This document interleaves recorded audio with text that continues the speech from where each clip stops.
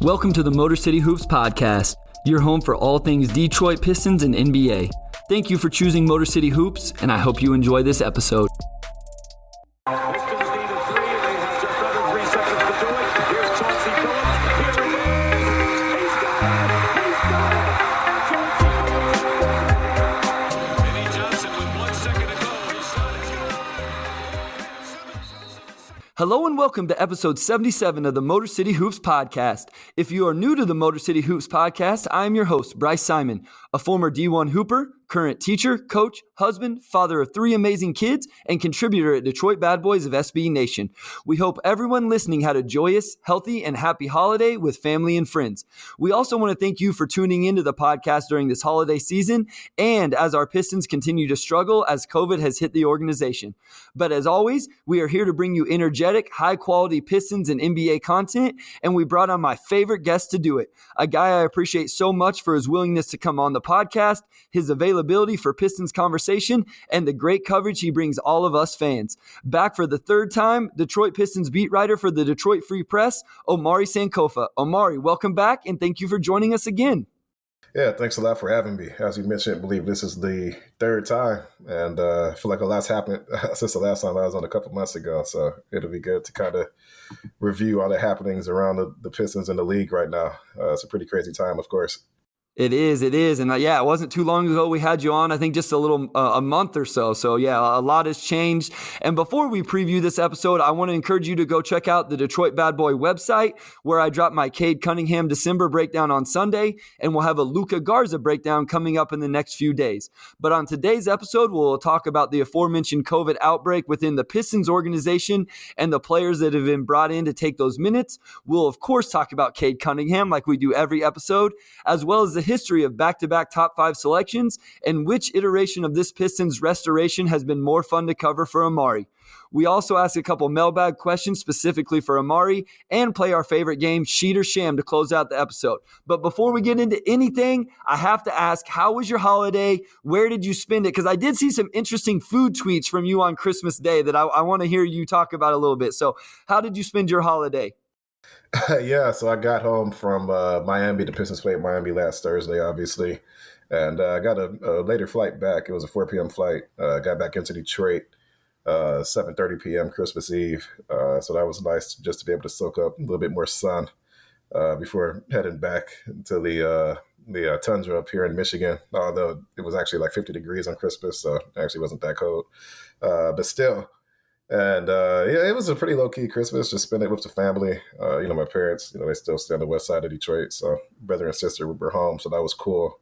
And the food tweet you're referring to, yes, my my auntie, she makes chitlins every Christmas, and my family is from the South. My dad's side actually is from Birmingham, Alabama, and she still makes chitlins every year. That's I guess I'll call it a black Southern delicacy that I never really acquired the taste for because I didn't grow up with it.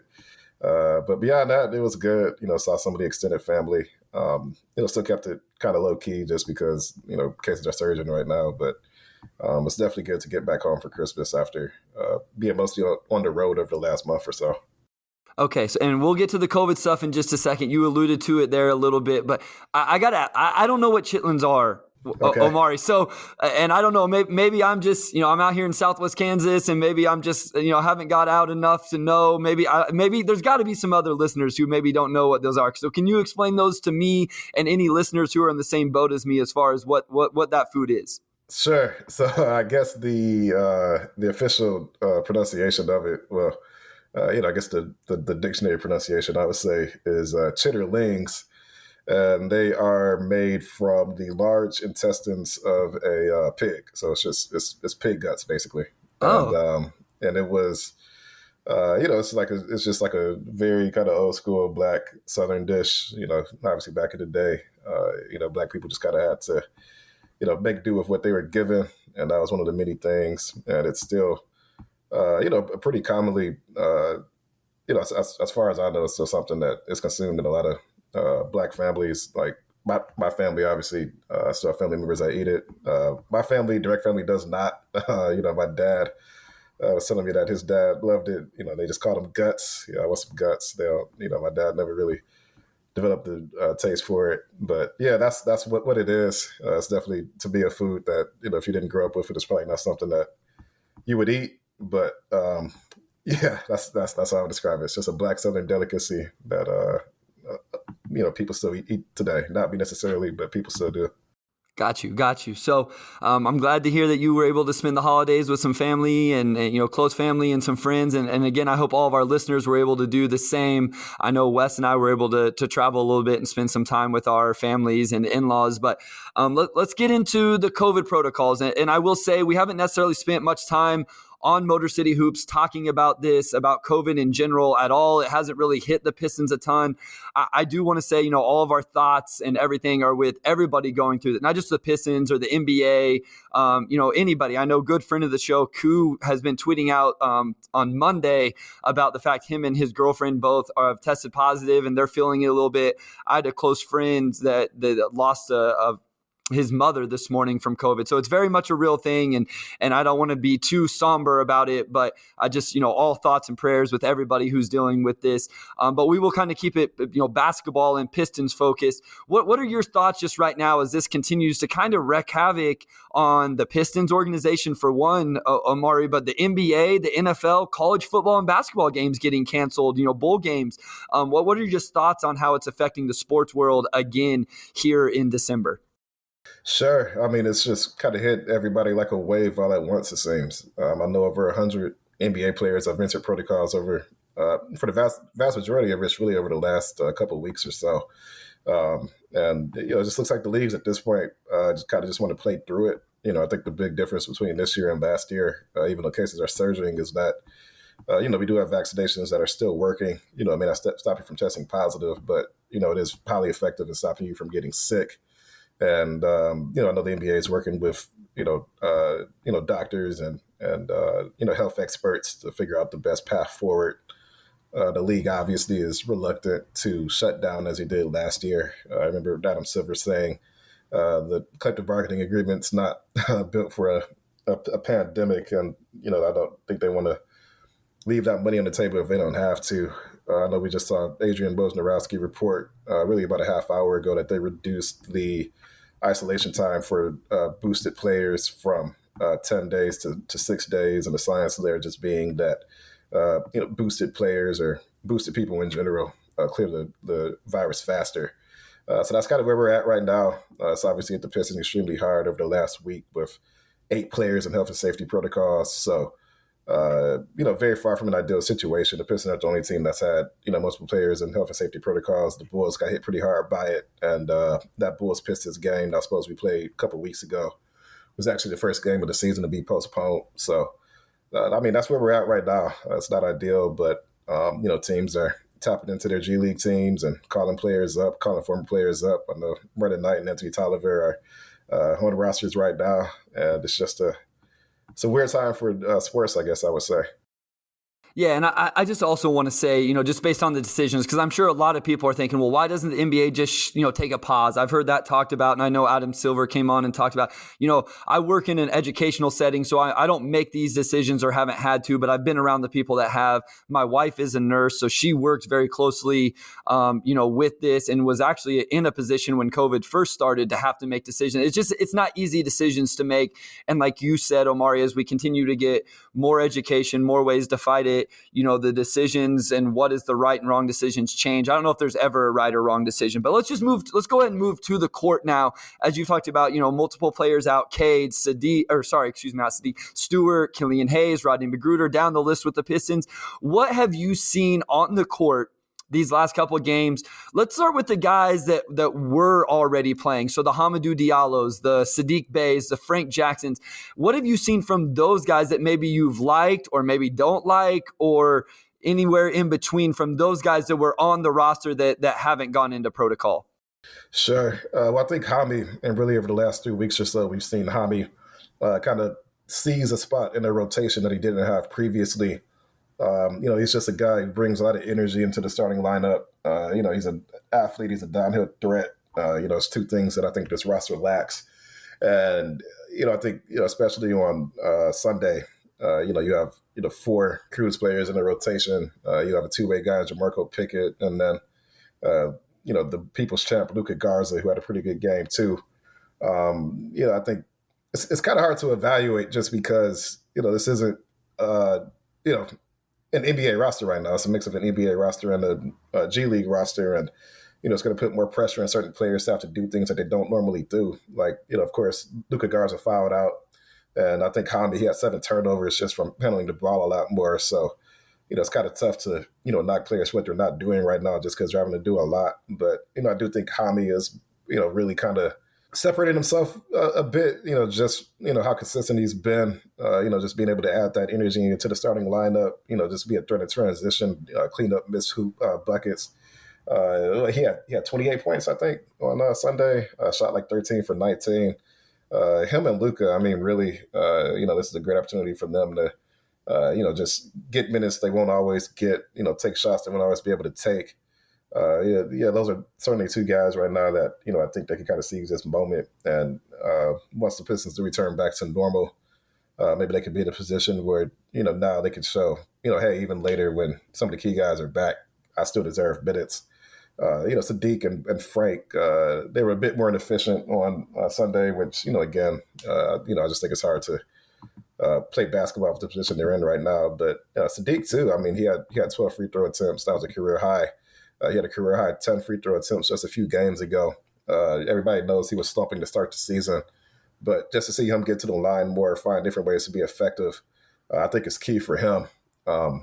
He hasn't been a player that's gotten to the line a lot, just in a year and a half he's been in the league. But for him to increase his attempts at the line, I think is something that's something that makes Jeremy Grant really good. He's one of the top, 13, 14 guys in the league in free throw attempts per game. And it would be really big for Sadiq if this is something he can sustain going forward, I think. Yeah, so you brought up Hami, and I think one thing that's been really impressive with Hami this year is he's taken advantage of his opportunities since the beginning of the year. So early in the year, he was getting minutes. I think he played in 5 of the first 6 or 6 of the first 7, and he wasn't that stretch. And Josh Jackson started getting the minutes, and then eventually the decision was made to get Hami back in the lineup, and you could see him really trying to take advantage. It wasn't necessarily showing up in the box score, and then as he's continued to get more comfortable, we've seen it. And then, like you said, 28 points on 19 shots. He did have the turnovers, but I think we're seeing from Hami what maybe he can bring to the table. Obviously, it's not going to be in the role we saw on Sunday night, but, playing off of the other players, Cade Cunningham, Sadiq Bey, Killian Hayes, those guys. But you brought up Luka Garza, so I want to ask what you've seen, as this leads us into maybe the guys getting a chance right now that wouldn't have otherwise got a chance had it not been for the COVID outbreak. What have you seen? Like you talked about Luka Garza. I have my, some, I don't want to say strong opinions, but I have pretty strong opinions on him defensively. What have you seen from Luka Garza offensively, defensively, all around game? I think he's the player he was advertised to be. Just after, especially his last 2 seasons at Iowa, we all knew that he's really a guy that can score. He's got a very diverse offensive game, and he's got some significant question marks on defense.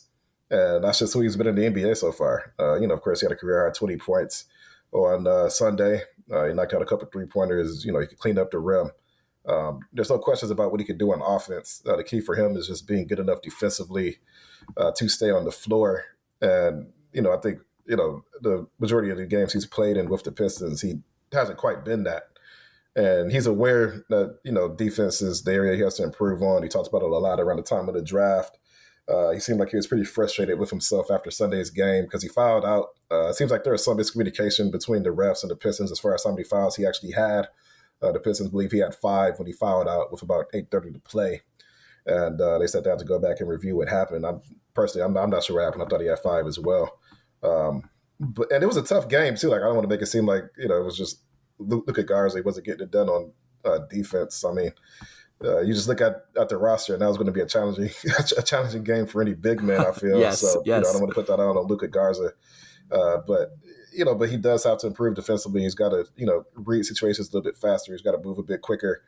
And I don't know if he's ever going to be a plus on that end per se, but you want to get him to the point to where he can at least give you 10, 15 minutes a night, spacing the floor, getting his offensive rebounds, and you're just not getting absolutely crushed on defense. And that's the key for him. He doesn't have to become Rudy Gobert, but you just want him to become at least close enough to average to where, you're not holding your breath while he's out there. So again, I don't think, Sunday was fair for him just because he was being asked to do a lot. But that was the word of him coming into the league, and that's still pretty much the word right now. But he can score the ball, and, his team does need scoring, so he can give you something right now.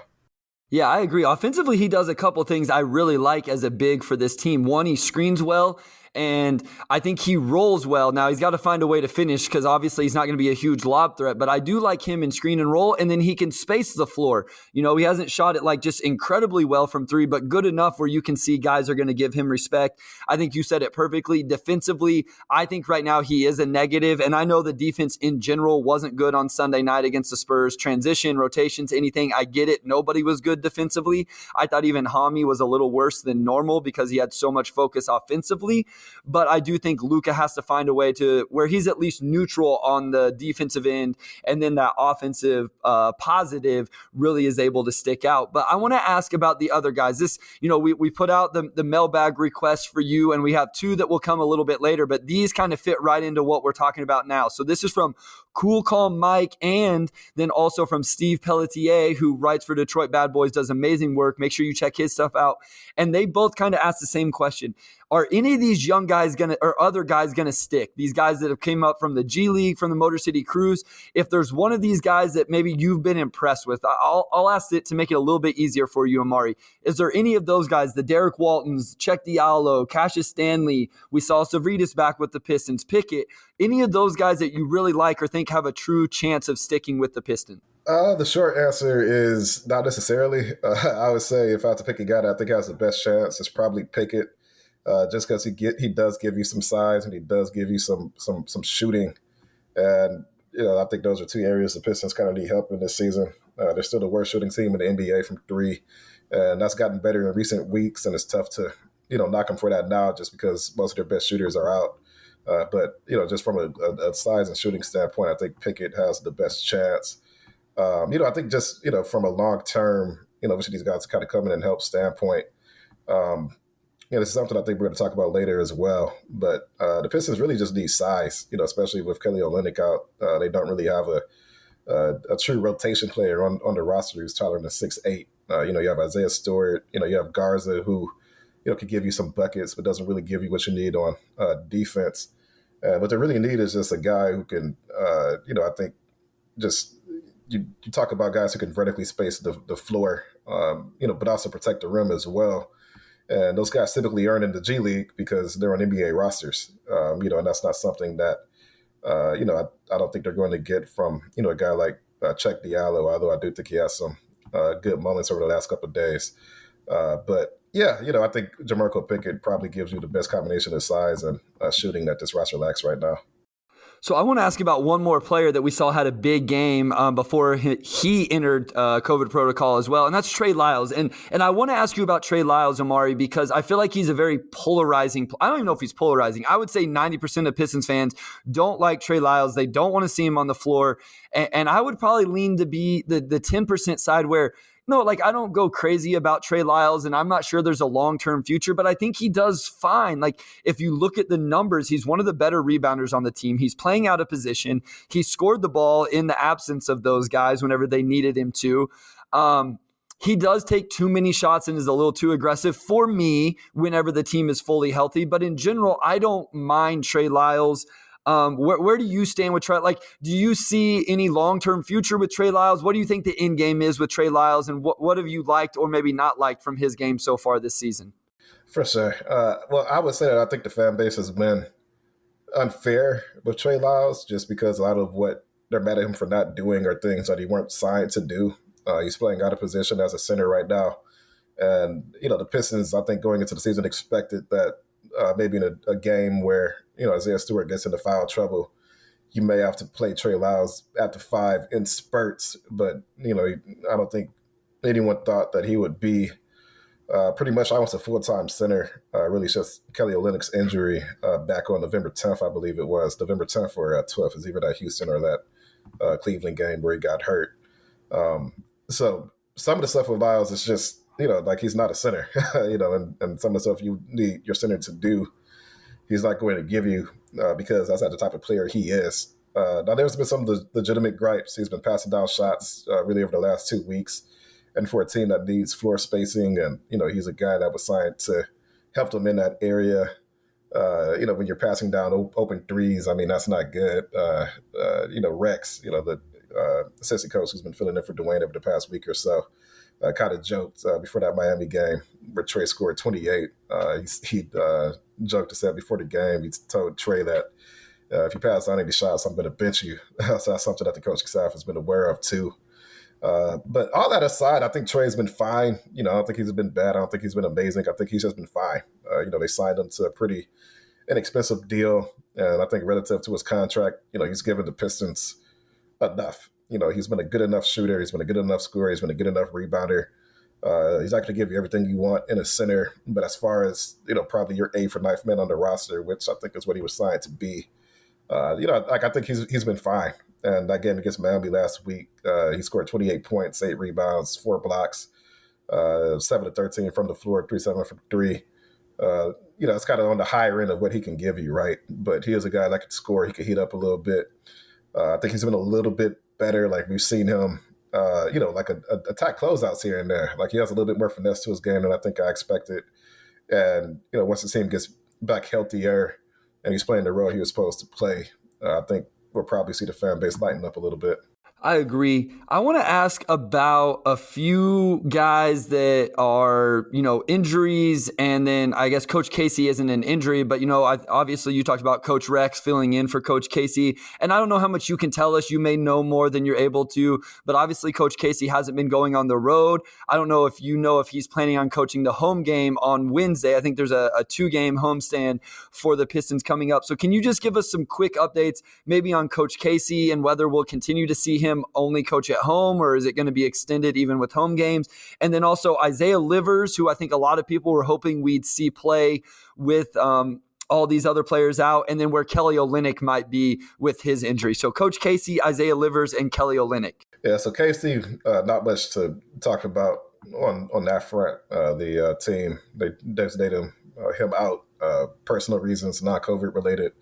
We have seen him miss, I believe, the last 4 road games. I would think he would be at the LCA on Wednesday, but we'll just have to see.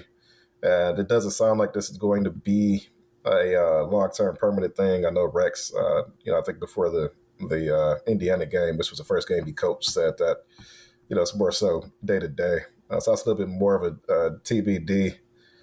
As far as Isaiah Livers, he did make his season debut against Indiana. I don't think he played a lot, probably only like 5 minutes, but the team's explanation for him is basically that he's just getting his conditioning back up after missing so much time. I mean, he had pretty much been away, from basketball since he hurt his foot when he was still with Michigan back in March, and still had a lot of 5-on-5 under his belt. So I think the team's just playing the patient approach with him, not rushing him back into action before he's ready. And then Olynyk, late last week, was really 6 weeks since he sprained his knee. We've seen him in a knee brace around practice, and it's actually been probably a little bit over a week since we were last at the PPC. So I can't say whether or not he still has that knee brace on, but he was expected to be reevaluated late last week, and the team hasn't announced anything. So I would think that there will be an update for the next week and not the next few days. And obviously, it'll be big for the team when he comes back, just given how important he is on his team as a big man who can rebound and space the floor. Absolutely. I think that's one thing we've overlooked a little bit is how much time we've missed of Kelly Olynyk, now Jeremy Grant. Cade has missed time. Killian's missed a lot of time. I don't know how many games we've seen this team play, the full iteration of the team that Troy Weaver tried to put together. I'm not saying they'd be in the play-in game. I'm not saying they'd be just amazing, but we haven't really seen this team fully healthy for very many games, and definitely not able to create a whole lot of chemistry. But, let's get into Cade Cunningham just a little bit. We don't have to dive super deep into it. Again, if you want to go check out my breakdown on his month of December, go check out Detroit Bad Boys. I looked at that, nothing to do with his shooting, but his on-ball gravity, getting in the lane, his defense, some of that stuff. What have you liked so far from Cade Cunningham? Or let me change the question, Omari. What would you like to see Cade continue to improve throughout this season? I know, like Miami Miami blitzed him a lot in ball screens. He only took 4 shots. And then the follow-up Knicks games, he only took 13. I think some people wonder if he needs to be more aggressive looking for his own shot, especially with this current roster. What's something you would like to see Cade improve on as we go throughout the rest of the season? So I think with young point guards, there's always a filling out process when they get into the league as far as, figuring out when to be in attack mode and when to kind of defer to your teammates a little bit. And, I think that's what Cade is dealing with now. You mentioned he only took 4 shots against Miami last week, which was, a game that actually the Pistons ended up winning their first game in their last 14, not a 14-game skid before that game. So, they were doubling Cade all night, trying to get the ball out of his hands. And, I think he had 10 or 11 assists that night. Kept the turnovers a little bit lower. So he was just basically playing into the scheme. His thing was basically, if they don't want me to have the ball, just set up my teammates, get them going. And that strategy worked. I don't think the Knicks played him as aggressively, the following game, but then he ended up entering protocols, like right after that. So I don't know if he was feeling a little, fatigued or anything of that sort. But this team does need a player just to kind of command the offense right now, right? Obviously Jeremy was that guy, before he hurt his thumb. And, Cade came in, he has some pretty big scoring nights after. I know he has 26 against, Brooklyn, and they played Brooklyn, I thought pretty well. But the thing about Cade is that, he is an unselfish guy. He's not a guy that's going to think, I just need to get 30 tonight at all costs. There are probably some nights when he probably should do that, especially with this team that's banged up and young. So that's something that will just be ongoing for him. He may not be that type of guy, and and that's fine as the Pistons get more scoring pieces around him. It won't be as big of a deal, and it's a lot easier for defenses to key in on him right now because who are you going to dump the ball off to? Ideally, Sadiq would be that secondary guy, but he's been a little inconsistent this season. So some of it's just Cade trying to make up for some of the deficiencies in the roster, which isn't his fault. But, I certainly understand why people would like to see him be more aggressive as a scorer. And even if it's just getting to the line a bit more, he has taken a lot of free throws this season. I think that could go a long way. Yeah, I thought the same thing with the Knicks game. I remember watching that game and just felt like he looked a little sluggish. And I'm not going to try to speculate, but obviously he did test for positive for COVID the next day. Maybe he was already, like you said, feeling it just a little bit. I know we don't know that for fact or anything. And I thought he just was trying to adjust, and it was going to take him a little bit from Miami blitzing him and doubling him on everything, and then trying to change his mentality against the Knicks to score a little bit. And I think whenever we see a true scorer next to him, I think we'll see him even better. I don't know that he's even in college, he wasn't necessarily a guy that tried to take the game over by scoring in the first half. A lot of time he would save that for the second half and in clutch time. But you talked about having a guy to dump the ball off to. So I want to go to a mailbag question, or they're kind of work hand in hand, from Joyod, Joyod. He put this in the Detroit Bad Boys comments, and it's about Isaiah Stewart. And that's a guy that obviously would be nice if Cade had a big to dump the ball off to in pick and roll situations. So he asked kind of a twofold question. Is the reason the Pistons aren't more pick and roll heavy because Stewart lacks vertical explosiveness? And do you think there's talent for Isaiah Stewart in the short roll as a passer? So essentially asking about Isaiah Stewart in the ball screen situations, what you've seen and where you think his progress can be. Sure. I think that's part of it. Isaiah's a guy, I think long term, his ticket to probably truly being a difference maker on offense every night is probably being more of a pick and pop guy. And he's not really at the point yet where he's comfortable taking that shot. And the coaching staff did, tell him to take more toward the end of last season, and we saw him getting a lot more up. And they've kind of reverted from that this season. And, they asked Isaiah to play to his strengths, which, of course, is rebounding, cleaning up around the rim, and so forth. And I just think this scheme is a little bit more pick and pop heavy. I thought there were some opportunities on Sunday where they could have picked and popped Luka Garza more, and they didn't look at him, which is just, like a young team thing. But, I do think just the way this offense is run, the guys like Olynyk, guys like Garza, could get a lot of three-pointers up. In long term, I think that's probably Isaiah Stewart's ticket, to being a consistent offensive threat, because he's not a guy that is, like a lob threat. We've seen Killian look for him on a few lobs this year, but, I don't know if that's going to be a consistent part of his game. He doesn't have the highest vertical, and he's not He's a little small, right? He's 6'8", so I don't know. That's something he'll be able to consistently do. So long term, I think if and he's actually shooting the long too really well this season. He just isn't taking as many threes. So I'm not sure if it'll be like last season where over the last month or so the coach will say, hey, go ahead and let him fly. But that's probably the key for him because that would also make it a little bit easier for him to play power forward. Which is something that Dwayne Casey said last season as part of his long term kind of developmental path. So I think a lot of that's just personnel based. The Pistons just looking at the roster, seeing what they have, and then running the offense accordingly. The second part was can he be a sort of a short roll passer? Yeah, that was the second part. So essentially, still in the pick and roll. Do you see those passing skills developing from him as a short roll passer? He's had flashes, but I think the recognition still has to be there for him. I think that kind of goes hand in hand with being the pick and pop guy. Like I think if you kind of look at him, as a guy that could be kind of like a Bam who could kind of handle the ball, find cutters and whatnot, that would be really good for him. But again, it's just him being able to recognize when to do it, keep his head up. He's actually been, in the few times he's done it kind of surprisingly good, taking guys off the dribble and getting to the rim. So I think that kind of goes hand in hand with, being able to kick the ball out to whoever's open. So it's just all things he needs to work on. I think these are things he can add to his game over time, just not quite there now. And, I think having a guy like Kelly Olynyk can help a lot too, because, those are all things that Olynyk's pretty good at. So, maybe once Olynyk comes back, there's something he can work on with him in practice. Yeah, I think the shooting progression is what I expected to see a little bit more of from him in the pick and pop. I don't think, I don't mean to repeat everything you just said, but the pick and roll success is going to be a little bit hard because of the lack of a vertical explosiveness. I really would be interested to see if he's going to be able to develop that short roll passing.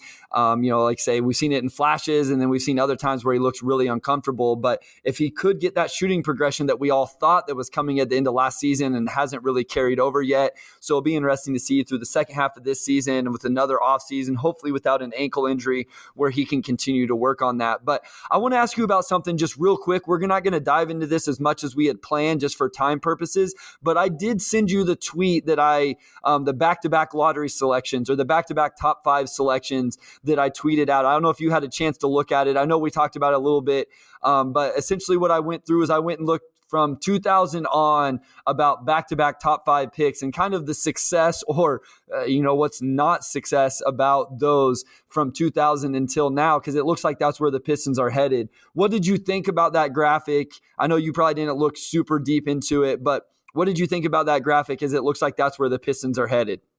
Sure. So I actually just put the graphic up now, and I did take a look at it. And it was just a history of teams I had back-to-back. I believe it was top 5 picks. The history of it's pretty spotty. I mean, recently you had the Kings take De'Aaron Fox and Marvin Bagley back-to-back in 17-18. Fox obviously was a great pick. Bagley, not quite as good. The Suns took Dragon Bender and Josh Jackson back-to-back in 2016. Bender, Jackson, and DeAndre Ayton from 2016 to 18. Bender's a pretty good road guy. Josh, they ended up trading after 2 seasons. And then, of course, Ayton, is a pretty good number 1 pick. You look at the Celtics, they took Jaylen Brown and Jason Tatum back-to-back in 16-17. And both of those were great picks. I think if you look at the 2017 draft, I mean, Tatum's obviously one of the best guys to come out. Jaylen was an excellent pick in 16. Sixers, you have from 14 to 17, Embiid, Okafor, Simmons, and Markelle Fultz. Embiid obviously was a home run, although it took him a few seasons to get on the floor. Okafor was a miss. Simmons, I'm not going to say he was a miss. I mean, for a number 1 pick, he's been really good, but he's not going to be a Sixer. He's probably for the next year whenever they're able to trade him. So I don't know what to make of that one, honestly. And then Markelle Fultz. Just a bust. So I think the main takeaway from this is that drafting is hard, and even teams that have had pretty good lottery luck, it's far from a guarantee that, that's kind of going to get you out the NBA basement. The Celtics, Brown and Tatum are still their core guys, but they've had a tough time getting out of the Eastern Conference's kind of middle tier, which I don't think is really all their fault. They've kind of had bad luck with Gordon Hayward and, Kyrie not really gelling in the locker room and leaving after a year. Suns, yeah, I mean, you probably, if you're redrafting on almost first two, you probably don't take Bender and Josh Jackson, but they did get Ayton right. And after a long time in the NBA basement, now they're one of the best two teams in the NBA, and it's not close. So, I think it just shows that drafting is just one part of the puzzle when you're a rebuilding team. You got to get the top picks right, but you also got to get those smaller moves right. I remember, Cameron Johnson out of Pitt, wasn't a super popular pick when the Suns took him, I believe, in 2018, but he's one of their key guys now. They traded for Mikal Bridges. He's one of their key guys now.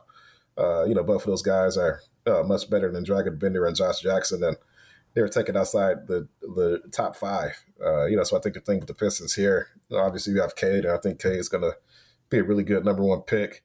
They're on pace to get another top five pick in this year's draft, and this draft won't be quite as good as last year's, but still some really good guys at the top. I mean, they got to get the picks right, but, in the grand scheme, that's just part of it. They got to get free agency right. They got to make some savvy trades. You got to get those late lottery and other first round picks right too. Like I'm looking at the list now. Cavs had, Kyrie, Dion, Anthony Bennett, and Wiggins. And, they finally figured it out this year. They're a pretty good, playoff bound team. None of those guys are on the roster, like not one. So, there's a lot that goes into it. Getting lottery look is just one part of the puzzle. Yeah, that's what, I think it was Charlotte was the one that people kept bringing up to me after I tweeted this out.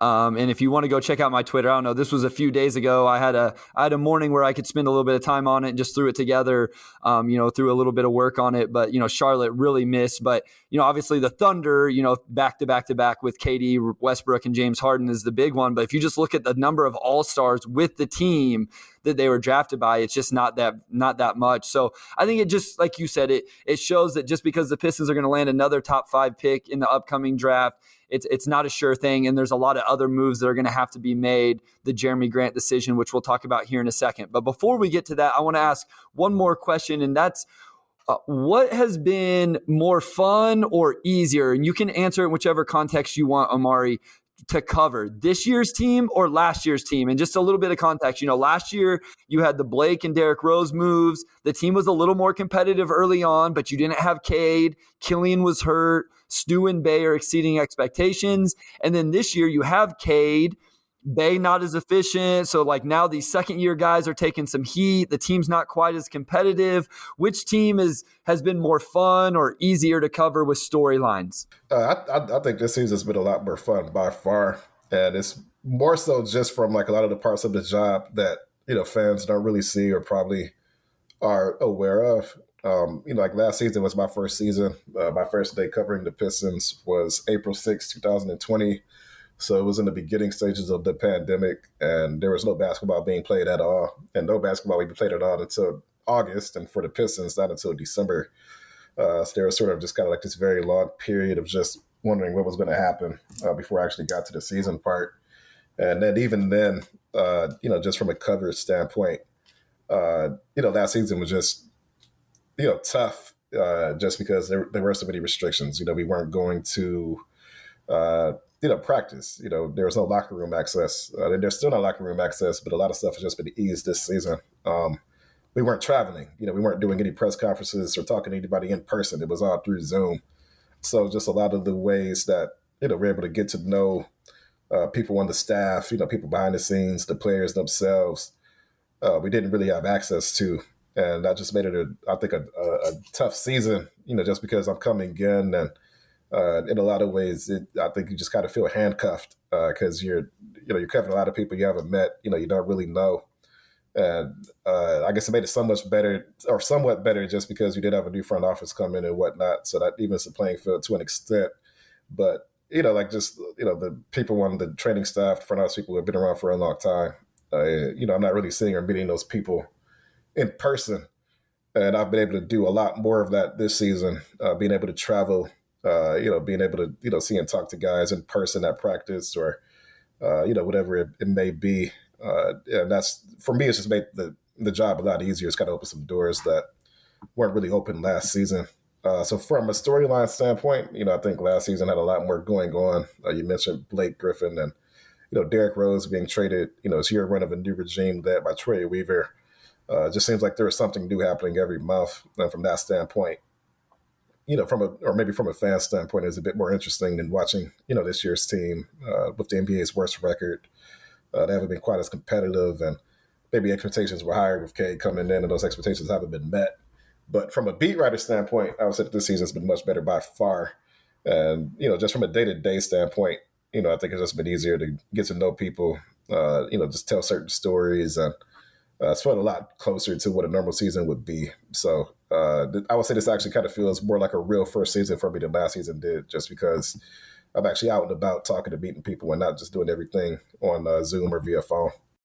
That's interesting. I would not have thought of that perspective. So I'm really glad that we asked you that question. Wes, the producer that does the outlines, he came up with that one. And I was really excited to hear your answer, but I wasn't sure that I thought that was going to be the perspective and the answer you gave. So that was really cool to hear you talk about that. We have 2 mailbag questions we chose from what we got on Twitter. So I want to get to these kind of quick here, Omari, so we can still play Sheet or Sham for the last 10 minutes. So we'll keep these a little bit short, and I'm just going to have you answer. So the first one is from @AceMax on Twitter, and he says, would Jeremy Grant take the 4-year, $112 million extension he is eligible for from the Pistons? Do you still think he would prefer to stay in Detroit if Cade pushes him to be the second option on offense? Well, I think we could probably assume that at some point this will fully become Cade's team.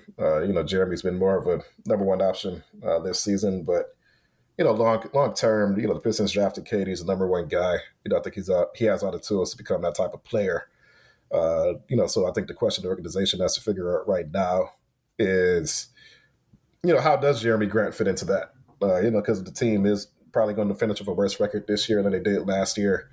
Jeremy came here to bet on himself, and I think that gamble's paid off. I think he was second in the most improved player race last season. He certainly outplayed his contract, that 3-year, $60 million contract.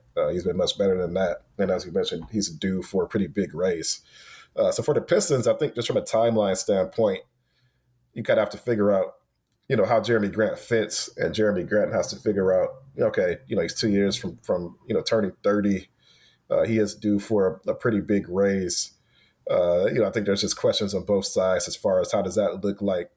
And, some of those things still have to, play out. There's been a lot of rumors out that, Jeremy Grant's one of the most desired players in the league. And there's, I think Bleacher Report reported that there's expectations from rival teams that the Pistons will move him before the deadline. I don't get the sense that the Pistons are, just looking to move him at all costs before that February 10 date. If they do move him, it'll be for a deal that makes sense for the Pistons long term, meaning you're probably getting some sort of desirable young player or, pretty good pick back. I don't think they're just going to move him just to do it now just because teams want him. But there are some things to figure out. I think Cade and Jeremy have not been the best fit. That doesn't mean that it's going to remain that way. I think that's something that they can figure out. There's no reason why they can't complement each other. Grant's a guy who can defend and space the floor. Cade, obviously, he's got really good vision and pretty much does everything. So that's something that can be figured out. But, I think next season, in a lot of ways, is sort of a season that'll dictate, how this rebuild goes. You're going to have another top 5 pick. The Blake Dead money comes off of the books, so you're going to have a lot of cap space, and you'll be able to maybe do what the Hawks did, when they had cap space. And I think Trey was going into his 3rd season where you go out and get a bunch of good veterans to kind of flesh out the rest of your roster, and then you make a playoff run, paid off in the playoffs, you make a run and go to the Eastern Conference Finals. Maybe that could be what the Pistons do next season, or maybe this rebuild still needs a little bit more time to gel. But the reality is that, Jeremy Grant's going to be an unrestricted free agent in 2023. And generally when teams are in this spot, with a veteran who's about to make a lot of money, you decide we're not going to invest this much into one guy, and we're going to kind of keep our ducks in front of us and see what we can get. So, that's something that still has to play out. I don't think they're just going to trade Jeremy, just at the first opportunity. And I don't think they're going to move Jeremy to a team he doesn't want to be on just because Jeremy and Trey Weaver have a pretty strong relationship dating back to OKC and even Syracuse, which is where Jeremy played, and, where Trey Weaver was an assistant coach over Boeheim many years ago. So, it's a pretty fluid situation. I wouldn't be surprised if they keep Jeremy into the summer at least. But, I think those are all valid questions, and it's certainly something the Pistons are aware of right now.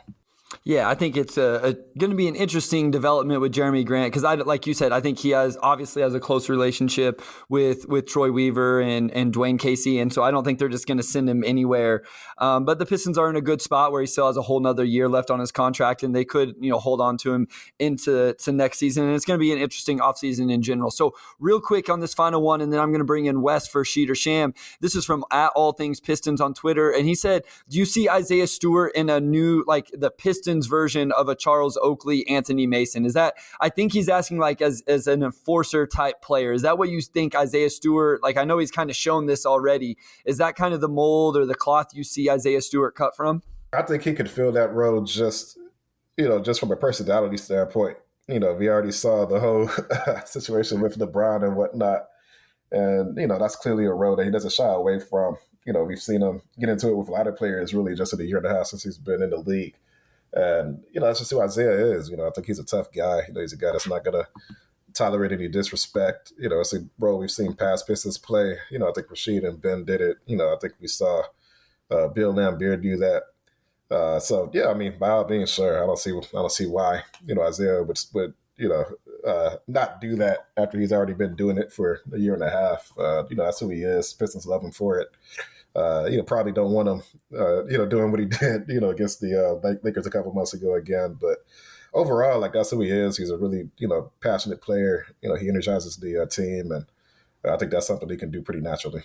Absolutely. I think it's just kind of his personality, and I think it fits very well with the organization. You mentioned some of the history behind it, the organization, the city, the team, and all of that. And I think that's why he's going to continue to be loved by the fan base. But I want to bring in our guy, Wes Davenport. Wes, lead us through Sheet or Sham here. Update the listeners on the score between me and the guests. And Omari, just for the listeners, Omari and I did play this the last time he was on, but we weren't keeping score yet whenever we did. I think Omari beat me. I think he got more right, but I don't think we were keeping official track and all of that. So Wes, you'll go update us on the score right now and then go ahead and get us started. Yep, Bryce, so you have one win. The guests have two, so you got a chance to tie it. And we'll be going through the Knicks, the Spurs, and then some Pistons wins just for fun. So, Bryce, I'll have you go first. The first one is Sheet or Sham. RJ Barrett is averaging only 15 points per game this season. Sham. Yeah, I think that's I don't think he's having a great season, so I'm gonna go Sheet on that. It is Sheed. Yep. He's right. Last year, so he averaged 18 points per game. But of the Knicks rotation players this year, his field goal percentage is actually the third worst on the team. The worst is Alec Burks, if you could believe it, but he's just over 14 points per game this season. Wow. I did not expect that. So what did you say he was averaging last year? 18. So he's dropped 4 points per game. The Knicks have been an interesting team this year. Real quick, Omari, what have you thought about? Because, Julius Randle, also another guy that, was huge last year. Everybody talking about him, giving all sorts of love. Hasn't exactly played great. I didn't think he looked spectacular against the Pistons necessarily.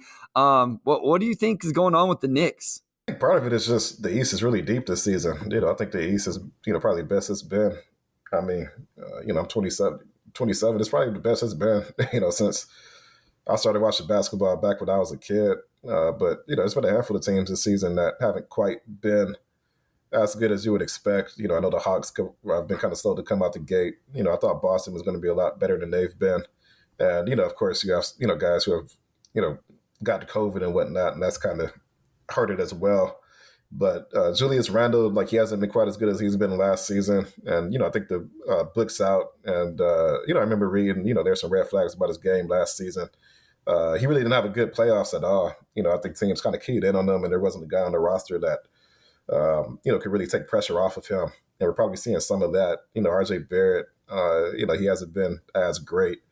Derrick Rose, of course, he's, he could still put the ball in the hoop, but, he's also, past 30 and isn't a guy who could play a ton of minutes right now. So, I think a lot of nights for them offensively is probably just, Julius Randle goes off, you're probably going to have a tough night. And just with how deep the East is that season, that's probably not going to win you a lot of games, unfortunately. Yeah, Kimball Walker's had a nice little 5-game stretch, though, for the Knicks. A 44-point game and then backed it up with a triple-double and some nice games before that. I believe Derrick Rose is injured right now as well, out for a few weeks. But all right, Wes, I think the next one is probably about the Spurs. No, so this one's still on the Knicks, but it was Okay. perfect because you guys were talking about Julius Randle. So we'll have Omari, you go first. So Sheed or Sham, Julius Randle leads the Knicks in points per game, rebounds per game, and assists per game. I would guess points, and I would guess points for sure. I'm not positive about the rebounds and assists. I can see Emmanuel quickly or somebody else leading them in assists, and then you got Mitchell Robinson, who's a pretty good rebounder. Definitely points, but I'm going to go Sham on that. Omari talked me into it. I'm going to go Sham as well. It's Sheed. So he's averaging 20 points per game, 9.8 rebounds per game, and 5.1 assists per game. Okay, so I know his scoring's a little bit down, but yeah, I mean, but I mean, that's a pretty good season, though, honestly. Yeah, that's what I was going to say. For all the talk we just had about Julius Randle, I guess he kind of threw it right back at us. So still having a solid season for the Knicks with his all-around game. So, all right, it is what? 1-0. Omari is up right now. All right, last one on the Knicks. Sheed or Sham, Bryce, you first. Derrick Rose leads the Knicks in individual net rating. Sham. I'm going to go Sheed. It is Sham. Yes. So he has a net rating of 5.8. Obi Toppin actually leads the way with 9.7. Julius Randle is a minus 5.7, and RJ Barrett a minus 4.9. Wow, Obi's kind of interesting. I'm interested to see how that continues to play out for him. So I don't mean to move us along, but I know we're running up against the time here. So let's go ahead and get into the Spurs ones. Perfect. So Bryce, you first, Sheed or Sham. Derek White is second on the Spurs in points per game. Sham. I'm going to go Sheed because I think that Murray is probably leading them in points. Yeah, Murray's definitely first. I know that. Yep. So it is actually Sham. White is averaging 14.4 points per game. Keldon Johnson is second with 15. Okay, yeah, they're pretty close, though. That was a coin flip. Yeah. Wes is good about that, Omari, man. He makes it like 0.1, 0.5. Like he's tricky with these. So I believe right now I took the lead. I'm up 2-1. So we'll get on to the next one. All right, last one on the Spurs. Sheed or Sham. Omari, this one's you first. Neither the Pistons or the Spurs have a player averaging over 20 points per game.